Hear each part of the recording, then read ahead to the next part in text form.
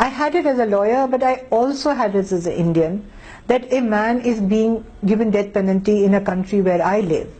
This injustice to me was something which was really very unbearable. It is very painful. My initial and my ultimate reaction is of shock and shame. That a person's basic fundamental rights should have been violated to this extent, that the state is so paranoid about one person and they are so incompetent to handle a law and order situation that they must do a hanging in such secrecy, so much so as to not even permit the wife and child and family to have one last meeting. On the morning of February 9, when Kashmiri artist Mir Sohail Qadri uploaded his daily newspaper cartoon on his Facebook page, he was trying to strike a popular sentiment. It was the third anniversary of 2001 Parliament attack convict Afzal Guru's hanging and Kashmir shut down. Sohail's cartoon focused on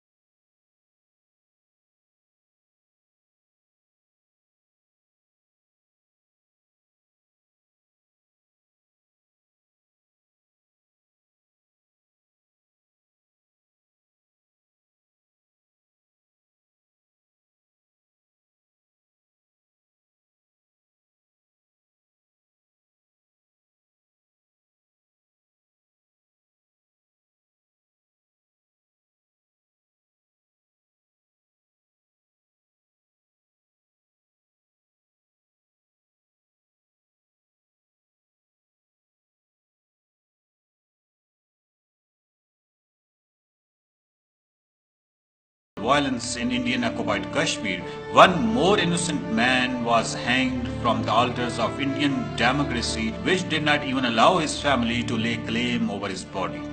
Arundhati Rai said, the hanging of Afzal Guru is a stain on India's democracy.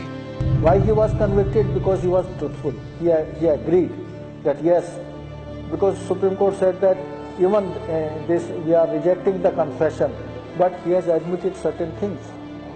And that shows the nature of the person.